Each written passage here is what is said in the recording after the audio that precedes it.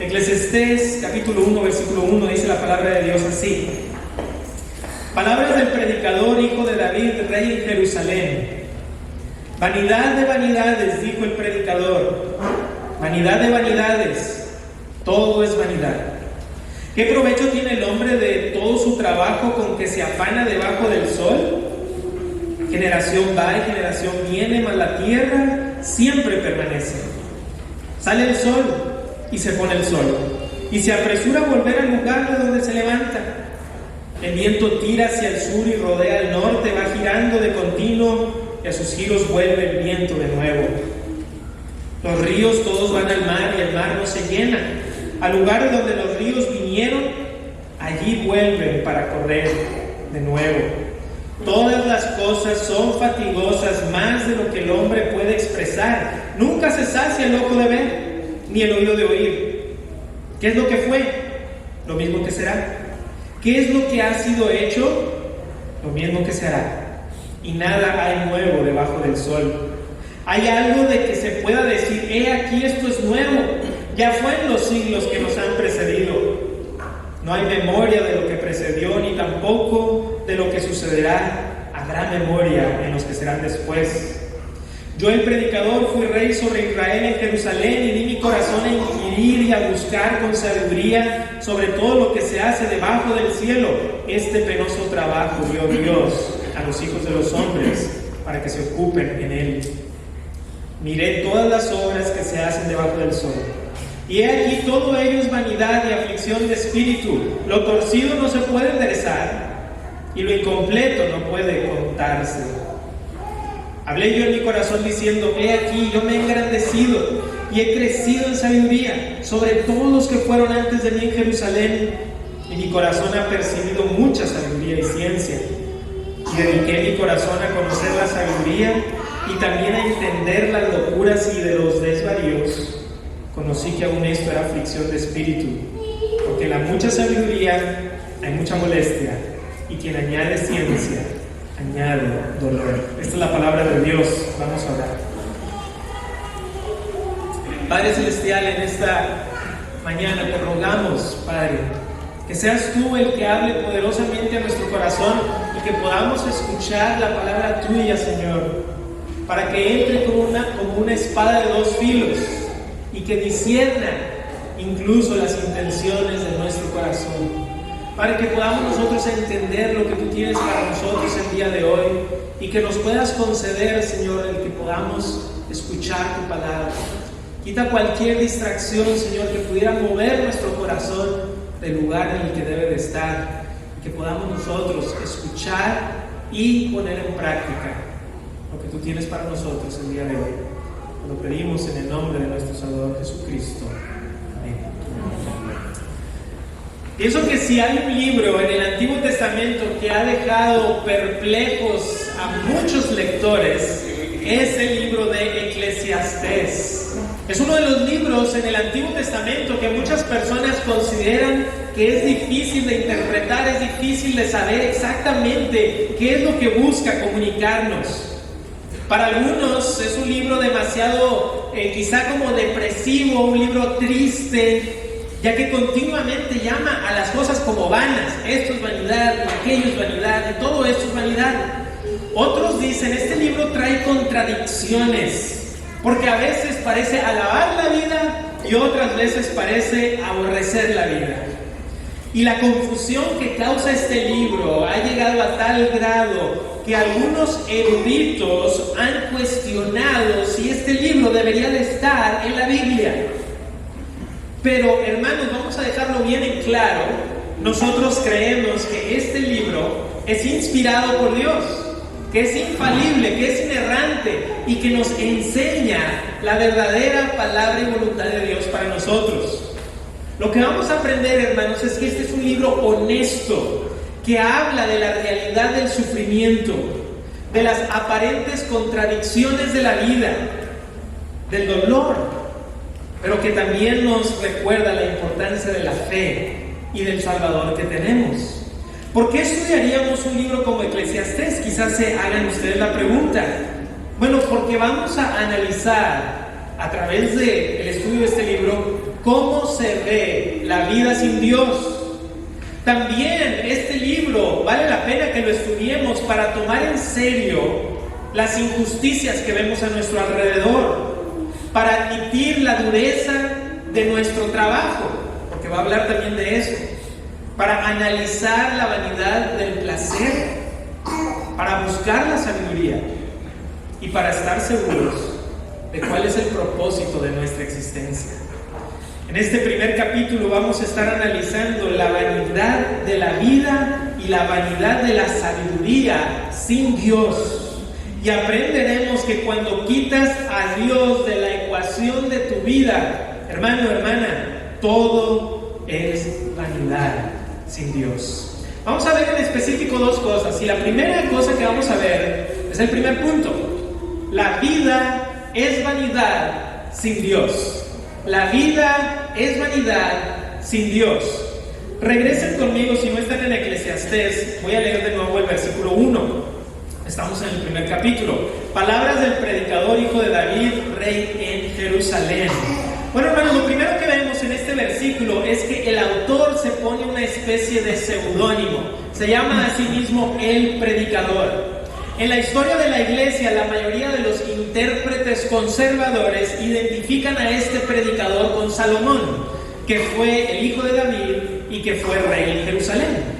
Ahora, hay muchas incógnitas sobre cuándo escribió Salomón el libro de Eclesiastés. No sabemos, por ejemplo, si lo escribió como un libro completo o si escribió diferentes partes que tiempo después una persona compiló. Hay algunos eruditos incluso que opinan que el autor es una persona que está personificando a Salomón, pero en esta serie de sermones nosotros vamos a tomar la posición de que este es un libro que proviene de la autoría de Salomón, el hijo de David, quien fue rey en Israel. Salomón fue el tercer rey sobre Israel y el inicio de su reinado fue excelente. Les voy a leer un pasaje, ustedes me pueden escuchar. Dice Primero de Reyes 3:3, dice: Mas Salomón amó a Jehová, andando en los estatutos de su padre David. Algunos de ustedes creo que recuerdan la historia de Salomón. Dios se le aparece en sueños y le dice: tú puedes pedirme lo que tú quieras. Y Salomón pide sabiduría. Y en consecuencia, Dios le da la sabiduría. Pero dice también la Escritura que le da riquezas y gloria. Y entonces lo que sucede, hermanos, es que Salomón se convierte en el hombre más sabio sobre la tierra. Les voy a leer otro pasaje, Primero de Reyes 4:29. Dice: y Dios dio a Salomón sabiduría y prudencia muy grandes, y anchura de corazón como la arena que está a la orilla del mar. Era mayor la sabiduría de Salomón que la de todos los orientales, y que toda la sabiduría de los egipcios. Este rey Salomón logró hacer cosas impresionantes en su tiempo. Logró la paz en Israel. Logró construir el templo que su padre David había querido hacer, pero Dios le da esa encomienda a Salomón. Y no solamente construye ese hermoso templo, el templo salomónico, sino que la Escritura nos dice que construyó más cosas. Fue un hombre que empezó a construir alrededor de toda la tierra de Israel, pero ¿saben la historia de Salomón? No fue un hombre perfecto. Las Escrituras nos dicen que amó a mujeres extranjeras que adoraban a dioses falsos, y él fue desviando su corazón y él mismo empezó a adorar a dioses ajenos. Y lo que sucede es que Dios le dice a Salomón: ¿sabes qué, Salomón? Porque tú te has apartado del verdadero Dios, porque tú te has apartado de lo que tú dijiste que ibas a hacer, tu reino no va a seguir de la misma manera con tu descendencia, sino que se va a dividir. Ahora, algunos estudiosos opinan que el libro de Eclesiastés se escribe al final de los días de Salomón, cuando ha recapacitado sobre su vida y sobre sus errores.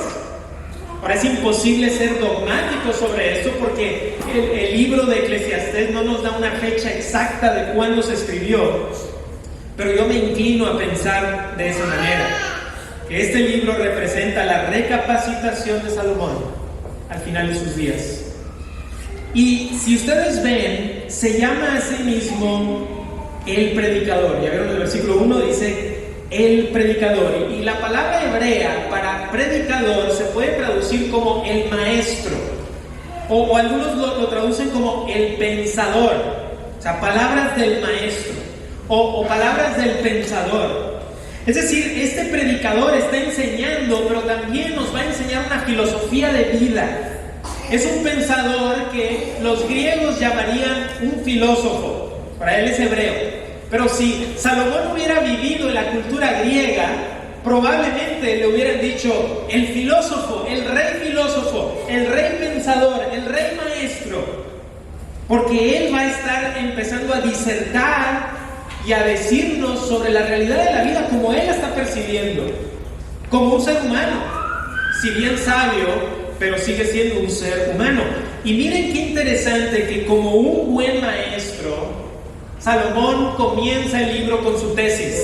Versículo 2: vanidad de vanidades, dijo el predicador, vanidad de vanidades, todo es vanidad. Y es por eso que muchas personas dicen, este libro no sé cómo interpretarlo porque apenas voy en el capítulo 2, perdón, el versículo 2, y ya me está diciendo que todo es vanidad. Ya empieza un poquito triste. Todo es vanidad. La palabra vanidad es la palabra Hebel en hebreo, y significa algo sin sentido, algo absurdo, algo incomprensible. De hecho, la palabra Hebel en algunas partes del Antiguo Testamento significa soplo, porque tiene la idea de algo que no perdura, algo que dura apenas un poquito de tiempo. Nosotros lo hemos experimentado, ¿verdad? Cuando hace mucho frío y vemos nuestro propio aliento. Pero ¿cuánto dura ese aliento? Pues nada. Y entonces el predicador está diciendo, es que todo es así. Así percibo yo la vida, como incongruente. En la cultura hebrea, la poesía usa la repetición como un recurso para enfatizar. Entonces, en la poesía hebrea repites algo para enfatizarlo. Y aquí vemos esta repetición, porque en tan solo este versículo 5 veces menciona la palabra vanidad. Pudiéramos parafrasear el versículo así: todo, absolutamente todo, es absurdo e incomprensible. Entonces a lo mejor todavía se están haciendo la pregunta, oiga hermano, ¿y por qué vamos a estudiar este libro? ¿Y cuánto tiempo vamos a estar en este libro si vamos a estar así todo el tiempo? Bueno, les voy a decir algo. Parte de la razón por la cual a veces empezamos a leer Eclesiastés y no sabemos qué hacer con él es que para poder interpretarlo hay una clave, pero no crean que es una clave oculta, es una clave que está allí, pero tienes que perseverar. ¿Por qué? Porque el predicador nos da la tesis del libro a principios del libro y a final del libro. Entonces, si te quedas en el medio y no persistes hasta el final, no vas a entender todo lo que te está tratando de decir. Necesitas persistir hasta el final. Ahora, yo sé que típicamente no nos gusta cuando estamos leyendo un libro irnos hasta el final, pero en este caso sí lo vamos a hacer. Vamos al capítulo 12, por favor. Vayan al capítulo 12 y al versículo 13. Si quieres entender Eclesiastés, necesitas también entender el capítulo 12, versículo 13. Ahora, cuando lleguemos al capítulo 12 lo vamos a desarrollar, pero ahora quiero que vean el versículo 13. El fin de todo el discurso oído es este: teme a Dios y guarda sus mandamientos, porque esto es el todo del hombre. Hermanos, esa es la clave para interpretar el libro. Vamos a estar recalcando y ahondando en esto durante nuestro estudio de Eclesiastés. También vamos a hablar después de lo que significa este temor de Dios. Pero yo quiero que se lo imaginen así, que para poder entender el libro de Eclesiastés es como si tuviera dos llaves. Una está al principio, una está al final. Pero tienes que abrirlo para poder entenderlo. Y una vez más, estas no son cosas que Dios está ocultándote, están ahí, están a simple vista, pero tienes que leer cuidadosamente. Pudiéramos decir que la tesis completa del libro, hermanos, es esta: todo es vanidad sin Dios. Todo es vanidad sin Dios. Si quitas a Dios de la ecuación y ves las cosas solamente de la perspectiva, vamos a decirlo así, horizontal, la perspectiva humana, el mundo lo vas a ver absurdo. Y esa es una de las razones por las cuales hay muchas personas que no creen en Dios. ¿Y cómo es que ellos ven el mundo? Lo ven como el mundo es absurdo, no tiene sentido. ¿Por qué? Porque han quitado a Dios de la ecuación. Pero si pones al Dios vivo y verdadero en la ecuación, por así decirlo, y ves las cosas también con la perspectiva vertical, la perspectiva de Dios, el mundo comienza a cobrar sentido. Y lo que vamos a ver es que el libro de Eclesiastés muchas veces nos habla desde la perspectiva horizontal, la perspectiva humana, y otras veces nos habla de la perspectiva que es vertical, la perspectiva divina. Y eso nos va a ayudar a entender el libro de Eclesiastés. Por eso no quiere decir que podemos ignorar la realidad de la vanidad del mundo en el que vivimos.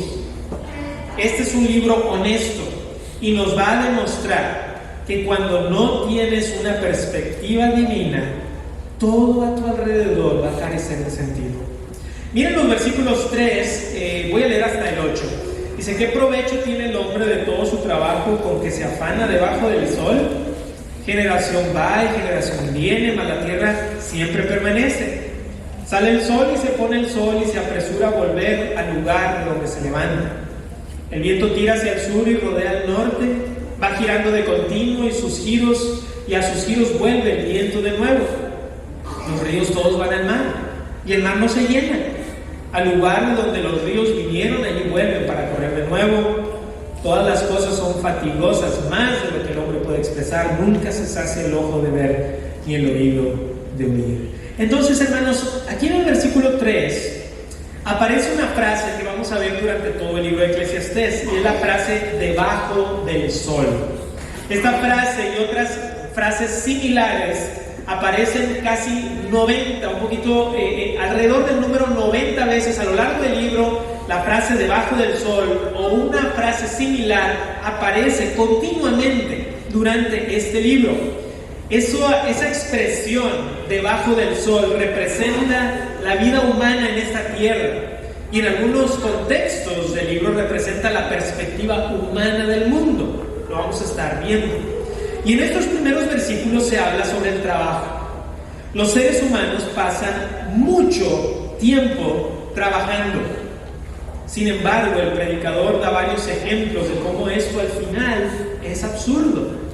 Puedes pasar toda tu vida trabajando, pero es tan vano, tan sin sentido como el hecho de que las personas mueren, que los días pasan, que el viento gira por el mundo sin aparente dirección, que el mar nunca se llena de la misma manera que los ojos no se sacian de ver, ni los oídos de oír. Y hermanos, si no tienes la perspectiva divina, probablemente te hayas hecho esa pregunta alguna vez. ¿Vale la pena mi trabajo? ¿Vale la pena todas las horas y horas y horas que estoy invirtiendo en esto? Te levantas, te bañas, desayunas, vas al trabajo, regresas cansado, se hace de noche, te duermes. Y al siguiente día, te levantas, te bañas, desayunas, vas al trabajo, regresas cansado y te duermes. Y así estás en repetición. Un día, otro día, otro día, otro día. 1 año, 2 años, 3 años, 4, 5, 10, 20, 30 años. Día tras día, de tu esfuerzo, de tu energía, de tu tiempo, haciendo cosas que quizás te preguntas si al final vale la pena. ¿Y qué vas a ganar con eso al final de tus días? A lo mejor al final de tus días dices, bueno, pues lo que yo quiero al final de mis días es poderme sentar en una silla ya sin hacer nada. Pero eso no necesariamente tiene nada de malo. Pero quizá te pongas a pensar, ¿pero todo mi esfuerzo para eso? A lo mejor alguien dice, sí, pero voy a tener mucho dinero en el banco. ¿Y cómo sabes que va a estar ahí al final? Muchas personas han perdido su dinero al final de su vida. O a lo mejor dices, hermano, es que yo se lo voy a dejar a mis hijos. ¿Cómo sabes que lo van a usar bien cuando tú mueras? ¿Cómo sabes si lo van a derrochar? Y todo tu esfuerzo de qué va a ser. Suena a vanidad, ¿no creen? Vamos a continuar leyendo. Dice el versículo 9. Voy a leer hasta el 11. ¿Qué es lo que fue? Lo mismo que será. ¿Qué es lo que ha sido hecho? Lo mismo que será. Y nada hay nuevo debajo del sol. Hay algo de que se puede decir, he aquí, esto es nuevo. Ya fue en los siglos que nos han precedido. No hay memoria de lo que precedió ni tampoco de lo que sucederá. Habrá memoria en los que serán después. Entonces, hermanos, en estos versículos dice, no hay nada nuevo debajo del sol. Ahora, Salomón no está diciendo que no puedan haber cosas nuevas en cierto sentido. Por ejemplo, hoy estamos experimentando nuevas tecnologías, nuevos descubrimientos científicos, nuevos descubrimientos médicos por los cuales estamos agradecidos con Dios. Pero lo que está diciendo Salomón es que cuando tú te fijas en el corazón humano, sigue siendo el mismo. El escritor Mark Twain decía que si el mundo no se repite, sí rima. O sea, como que hay una rima, ¿verdad? Las cosas que eran antes vuelven a suceder. Las mismas cosas del pasado se siguen repitiendo porque tenemos el mismo corazón pecaminoso. Eso lo estamos viendo el día de hoy, las nuevas ideologías que supuestamente representan el progreso humano, en realidad son cuestiones que ya se habían hablado en el pasado.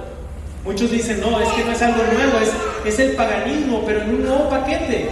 Y él viene empaquetado de una manera a lo mejor más bonita, más llamativa, pero sigue siendo lo mismo. Y no solamente eso, sino que también dice aquí la Escritura que vamos a ser olvidados. Hermanos, ahora permítanme decir esto, ¿verdad? Porque eso es lo que está diciendo el libro de Eclesiastés. Yo sé que puede sonar un poquito triste, pero eso es la realidad. Algunos de nosotros sabemos el nombre de nuestro bisabuelo, quizás tatarabuelo, pero muy pocos de nosotros nos sabemos uno o dos nombres de nuestra familia a 4 generaciones. O sea, piensa en tu papá, ¿verdad? En tu abuelo, en tu bisabuelo, en tu tatarabuelo. A partir de esa 4ª generación, ¿se saben los nombres? A lo mejor algunos de ustedes hicieron ¿cómo se dice? Un árbol genealógico, pero la gran mayoría de nosotros no tenemos noción de quiénes fueron nuestros familiares hace 4 generaciones. Entonces, hermanos, si lo vemos de esa manera, eso querría decir que cuando nosotros muramos, en unas 4 generaciones, ¿qué va a pasar? También nos van a olvidar a nosotros. Y seremos olvidados aquí en la tierra. No por Dios, pero eso es lo que quiero que vean. El predicador nos está diciendo, esto es vanidad. Si nuestra propia familia se olvida de nosotros en 4 generaciones, imagínense el resto del mundo. No se acordarán de nosotros. Entonces, hermanos, la vida sin Dios es vanidad. Sí es vanidad. Recuerdo en una ocasión de mi vida que me estaban encargando proyectos, y estos proyectos me tomaban a veces hasta 100 horas completarlos. Estaba trabajando en la universidad y se tardaban hasta 100 horas estos proyectos, pero como estaba viendo cambios en el lugar en donde yo trabajaba, después del proyecto de 100 horas me decían, oye Manuel, ese proyecto ya no va a servir, ahora quiero que hagas esta otra cosa. Y entonces le empezaba a hacer ahora estas otras 100 horas, y luego terminaba y me decían, oye Manuel, hemos cambiado de opinión, ahora vas a hacer esto otro. Y yo recuerdo ese verano sentirme absolutamente miserable. Yo me levantaba en las mañanas para ir al trabajo, estaba trabajando 10 horas al día. Esos veranos eran veranos duros, y yo decía, ¿para qué voy? Y luego me daban mi sueldo y yo me sentía mal. Decía, ¿por qué me están dando este dinero? Si yo todo lo que he hecho es pasar tiempo haciendo algo que no vale la pena. No valió para nada. Y así me sentía. Me levantaba sin ganas al trabajo. Pero, hermanos, les voy a decir algo. Esa no tiene que ser tu vida. Tu vida no tiene que ser así. Si tienes el temor de Dios en tu vida, entonces puedes ver el mundo desde la perspectiva divina. La perspectiva divina es que tu vida, incluso tu trabajo, tiene sentido y valor trascendental. Vayan por favor conmigo a Colosenses capítulo 3, Colosenses capítulo 3, por favor. Colosenses capítulo 3, versículos 23 y 24. Colosenses 3, 23 y 24. Colosenses 3, 23 y 24. Dice la Escritura en Colosenses 3, 23 y 24: y todo lo que hagáis, hacedlo de corazón, como para el Señor y no para los hombres, sabiendo que del Señor recibiréis la recompensa de la herencia, porque a Cristo el Señor servís. Hermanos, si tú tienes esta perspectiva, si tú tienes la perspectiva divina, entonces tu trabajo tiene valor. ¿Por qué? Porque lo estás haciendo para Dios y lo puedes hacer de corazón. ¿Como para quién? Dice, como para el Señor, porque sabemos que de Él vamos a recibir la recompensa, que es esta herencia hermosa que Él nos ha prometido. ¿Por qué? Porque al final servimos a Dios.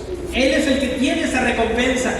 Y a lo mejor tú puedes verlo de esa manera y decir, al final de mis días, yo no estoy pensando nada más el poder, ¿verdad?, retirarme para estar tranquilo, sino pensar, al final de mis días estaré con el Salvador. Y eso vale la pena. Eso vale el trabajar. Eso vale el estar haciendo lo que Dios ha puesto en mis manos. Por lo tanto, Dios valida nuestro trabajo, nuestro esfuerzo. ¿Por qué? Porque lo hacemos para su gloria. Ahora quiero que vean un segundo punto. Vamos a ver que la sabiduría es vanidad sin Dios. La sabiduría es vanidad sin Dios. Regresen conmigo a Eclesiastés capítulo 1 y vamos a ver los versículos 12 y 13. Eclesiastés 1, 12 y 13. Dice así: yo, el predicador, fui rey sobre Israel en Jerusalén, y di mi corazón a inquirir y a buscar con sabiduría sobre todo lo que se hace debajo del cielo. Este penoso trabajo dio Dios a los hijos de los hombres para que se ocupen en él. Hermanos, la Biblia habla de la sabiduría de Salomón. Por ejemplo, ¿qué les parece si me acompañan ahora al primer libro de los Reyes? Primero de Reyes, capítulo 4, por favor. Primer libro de los Reyes, en el capítulo 4. Primer libro de los Reyes, capítulo 4, versículos 31 al 34. Primero de Reyes, capítulo 4, versículos 31 al 34. Recuerden que vamos a regresar rápido a Eclesiastés. Aquí en Primero de Reyes 4:31 se está hablando de Salomón. Dice: aún fue más sabio que todos los hombres, más que Etán el Raíta, y que Emán, Calcol y Darda, hijos de Mahol, y fue conocido entre todas las naciones de alrededor, y compuso 3,000 proverbios, y sus cantares fueron 1,005. También disertó sobre los árboles, desde el cedro del Líbano hasta el hisopo que nace en la pared. Asimismo disertó sobre los animales, sobre las aves, sobre los reptiles y sobre los peces. Y para oír la sabiduría de Salomón venían de todos los pueblos y de todos los reyes de la tierra, a donde había llegado la fama de su sabiduría. Entonces, como ven, era un hombre pensante, era un disertador, era un hombre analítico de la vida, pero no solamente de la vida, sino de la naturaleza y de lo que había a su alrededor. Se había convertido en el hombre más sabio. Y entonces, en el libro de Eclesiastés, el predicador hablará más sobre esta búsqueda de la sabiduría. Y si regresan conmigo al libro de Eclesiastés, y cuando ven en el capítulo 1, en el versículo 13, donde dice que dio su corazón a inquirir y a buscar con sabiduría sobre todo lo que se hace debajo del cielo, que dijo, este penoso trabajo, así lo llamó, es vanidad y aflicción de espíritu. Lo torcido no se puede enderezar y lo incompleto no puede contarse. Desde la perspectiva meramente humana, todas las obras que se hacen son vanidad y aflicción, hermanos. Por más que quieres enderezar lo torcido, no lo puedes hacer. Y en la historia de la humanidad, incontables gobiernos han hecho lo posible por crear algún tipo de utopía. Y hasta el día de hoy ha sido completamente imposible, aún con los avances de tecnología, aún con los avances de salud, no se ha podido lograr esa completa y supuesta utopía. Y para sorpresa de algunos de los países más avanzados en el planeta Tierra, algunos países que son ricos, que son prósperos, que tienen un sistema de educación de primera, que tienen un sistema de salud de primera, y las tasas de suicidio se han disparado. Yo tengo un amigo finlandés, me dijo, en Finlandia todos conocemos a alguien que se ha quitado la vida, todos, porque es muy común. ¿Por qué? Porque ¿qué pasa cuando lo tienes todo y te sientes vacío? Oye, ¿me va a hacer feliz el dinero? Lo tienes y no eres feliz. No, ¿me va a hacer feliz el tener salud? La tienes, no eres feliz. ¿Me va a hacer feliz la educación? La tienes, no eres feliz. ¿Me va a hacer feliz el trabajo? Lo tienes, no eres feliz. Entonces empieza a decir, esta vida es vanidad, es absurda, no vale la pena.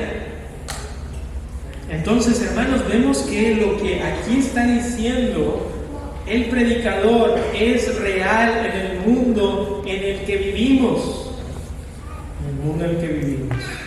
Versículo 16 al versículo 18, hablé yo en mi corazón diciendo, he aquí yo me he engrandecido y he crecido en sabiduría sobre todos los que fueron antes de mí en Jerusalén, y mi corazón ha percibido mucha sabiduría y ciencia. Y dediqué mi corazón a conocer la sabiduría y también a entender las locuras y los desvaríos. Conocí que aún esto era aflicción de espíritu. Porque en la mucha sabiduría hay mucha molestia, y quien añade ciencia añade dolor. Hermano, Salomón llegó a estar en el pináculo de la sabiduría en su tiempo. El hombre a quien todo el mundo viajaba para verlo, para escucharlo, para saber qué tenía que decir.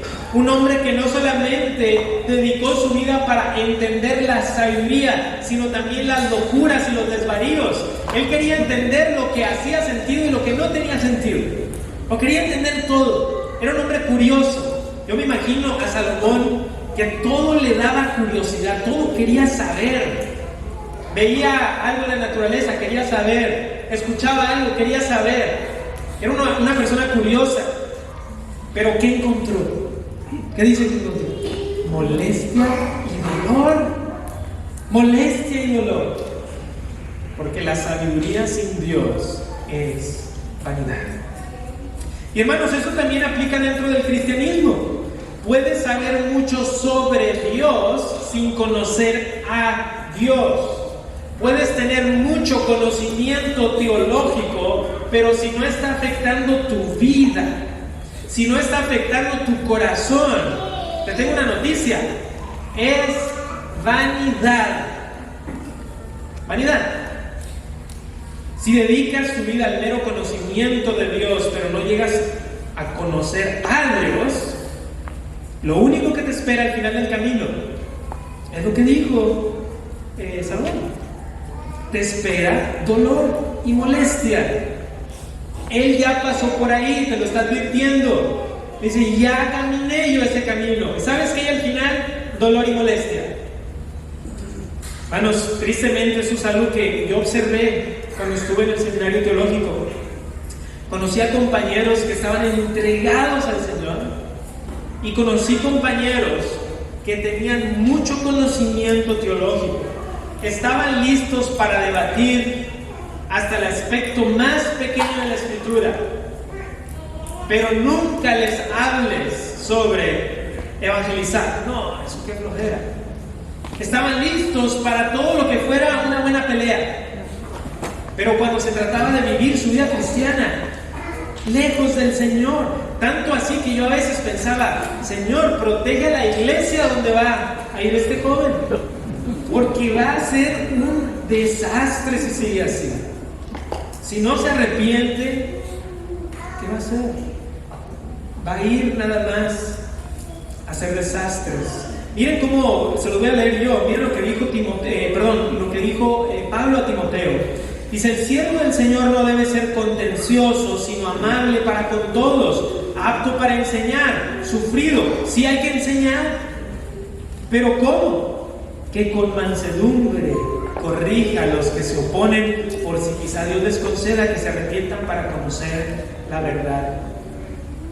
Algo interesante, hermanos, es que algunos de los compañeros del seminario que tuve que eran más brillantes son los que no están en el ministerio. Y muchos de los compañeros que no eran los más brillantes, quizá, que no eran los que estaban sacando las mejores calificaciones en griego y en hebreo, son los que están de misioneros, son los que están en una iglesia fielmente porque amaban al Señor. Ahora, no estoy diciendo que eso siempre es así. Tengo algunos compañeros muy inteligentes que están sirviendo al Señor de misioneros, pero algo que observé es esto, que no te garantiza el conocimiento a que verdaderamente conozcas al Dios vivo y verdadero. Hermanos, esto es una advertencia en mi propia vida. A mí me encanta la teología. Continuamente estoy leyendo libros de la Biblia y de teología y de todas estas cosas. Me gusta mucho. He pasado horas y horas leyendo. Pero recuerdo una frase que dijo el pastor John Piper, que dijo así: el fin de todo estudio y de toda la teología es este. El fin de todo estudio y de toda la teología es este: un amor por Dios y una vida en santidad. Pablo lo dijo de manera similar, aunque con otras palabras. Dijo: y si tuviese profecía y entendiese todos los misterios y toda ciencia, y si tuviese toda la fe de tal manera que trasladase los montes y no tengo amor, nada soy. Fíjense cómo nos dijo: algo soy, un poquito soy, no, nada soy. Y hermanos, esto es algo que yo se los quiero decir como pastor de esta congregación, porque hemos dicho varias veces que esta es una iglesia doctrinal, en el sentido de que nos gusta la doctrina, nos gusta estudiar la Escritura, nos gusta saber cuál es la doctrina que Dios nos ha dado. Es por eso que estudiamos la Biblia versículo por versículo, es por eso que buscamos escudriñar la Escritura. Pero es la advertencia pastoral que tengo para ustedes y tengo para mí también. Debemos de ser una iglesia que está poniendo en práctica la Escritura, que el conocimiento no está nada más aquí, sino que está verdaderamente en nuestro corazón, que nos ha afectado como personas completas. Que no seamos conocidos por la iglesia que sabe dar golpes, sino que seamos conocidos como la iglesia que sabe amar, a nuestro prójimo y a los demás, y que somos firmes en nuestras convicciones, pero que amamos a nuestros hermanos. Porque si no, hermanos, yo les puedo decir que se va a cumplir lo que dijo Eclesiastés. Se va a cumplir en esta iglesia si no hacemos eso. Y lo que va a pasar es que el que añade conocimiento añade dolor. Y hermanos, yo no quiero eso para esta congregación. No queremos dolor. Es decir, no de esta manera que está diciendo el libro de Eclesiastés. Cuando Dios nos manda las pruebas, Él no las manda, pero que no sean por el producto de que nosotros no estamos realmente viviendo para el Señor. Hace unos 10 años conocí a un joven de otra iglesia que estaba considerando dejar la iglesia y estaba considerando dejar el cristianismo. Y estábamos nosotros viviendo en otro país en ese tiempo, y me dijo: es que mira, Manuel, te voy a decir algo, ya me lo sé todo. Así me dijo: ya me lo sé todo. Había crecido en una familia cristiana y sentía que no había nada nuevo. Se sabía todas las historias, sabía todos los cantos, se sabía los versículos. Y él decía, es que todo es lo mismo. No hay nada que me esté verdaderamente haciendo vibrar. Y le dije, mira, te voy a decir algo. Yo me siento al revés. Mientras más estudio la Biblia, más siento que no sé. Más siento que me falta. Siento como que me he echado un clavado pero en un océano. Y yo no siento como que ya me lo sé todo. A veces me siento como que no sé nada. Y quiero conocer más de Dios. Quiero saber más sobre quién es Él. Y es por eso que continuamos en la Escritura. Es por eso que vamos continuamente a ella. Es por eso que no hay un domingo que decimos, hermanos, bueno, a partir de este domingo se acabaron los sermones porque ya no las sabemos todas. Ya no es necesario más. Ya podemos hablar de otras cosas. Hermanos, no va a ser así. Si esta iglesia permanece hasta que venga el Señor Jesucristo, y es nuestro deseo, seguiremos predicando la palabra de Dios. La buena noticia, hermanos, es con este joven, después de todos estos años, gloria a Dios, sigue en la iglesia. Dios de alguna manera tomó su corazón y se dio cuenta de que hay muchísimo más cuando verdaderamente pones tu perspectiva divina. Hermanos, la sabiduría sin Dios es vanidad. La verdadera sabiduría es esta: teme a Dios y guarda sus mandamientos. Es decir, la sabiduría se encuentra en la obediencia gozosa a Dios, cuando esto proviene de un corazón entregado a Cristo. Hermanos, si quieres vivir una vida que no sea vanidad, ¿sabes qué debes de hacer? Debes de mirar a tu Salvador. ¿Quieres vivir una vida que realmente la estás viviendo para la gloria de Dios? Una vida que tiene un impacto trascendental, un impacto en la eternidad. Mira al Salvador. Cuando estábamos en el grupo de jóvenes, cantábamos un coro que se llama Vanidad de Vanidades. No lo hemos cantado en mucho tiempo, pero lo busqué porque me acordé. Y la última estrofa dice así: pero hay una obra que nunca será vanidad, una cruz en la que Dios se entregó por la humanidad, una sangre que derramó, eso permanecerá. Lo que es un don de Dios es eterno y no vanidad. Hermanos, porque si hay algo en el universo que no es vanidad, es la cruz de Cristo. Si hay algo en el universo que no es vanidad, es la cruz de Jesucristo. La cruz de Cristo es la llave de nuestra existencia, de verdaderamente vivir una vida para la gloria de Dios. La cruz y la obra del Salvador allí en el madero le da el sentido a nuestra vida, porque nos damos cuenta a través de la perspectiva divina, a través de la perspectiva del plan de Dios, que si bien es cierto que nosotros somos polvo, Dios de tal manera ha amado a personas como nosotros, de polvo, que envió a su Hijo a morir. Y si tú crees en Él, hay una gran noticia. Y esta noticia no es vanidad. Si tú crees en Él, hay vida para ti.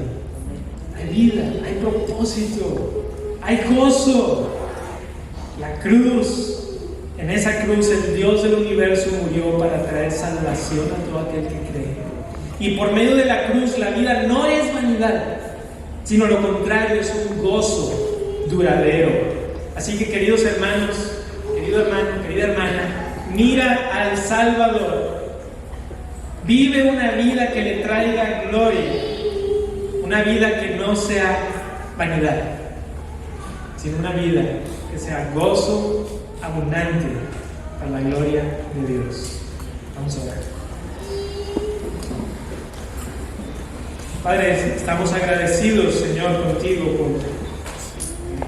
porque es verdad que a nuestro alrededor vemos un sinnúmero de cosas sin aparente sentido, Señor. Y mientras estemos estudiando este libro de Eclesiastés, Padre, vamos a seguir hablando de todas estas cosas, aparentes contradicciones y sinsentidos que vemos, que muchas veces yo me he hecho la pregunta, Señor, ¿y esto por qué? ¿Por qué? ¿Cómo le voy a dar sentido? ¿Cómo explico esto? Y sin embargo, Señor, una y otra vez, tú me has demostrado que hay un propósito, que hay un plan, que hay un diseñador, porque hay un Salvador. Y quizá hay alguien en esta congregación, Padre, que aún no ha mirado al Salvador, que no ha sido salvado por Cristo. Quizá sigue en una religión, pero la religión también es vanidad. Quizá está confiando en sus buenas obras, pero las buenas obras también son vanidad y aflicción de espíritu. Pero lo que no es vanidad es poner la fe en Jesús. Esa fe hermosa, Señor, que tú nos regalas por tu bondad y misericordia. Y te pedimos, Señor, y te rogamos que nosotros podamos vivir con miras a esta gran salvación, a este gran Salvador. Lo pedimos en el nombre de nuestro Señor Jesucristo. Amén.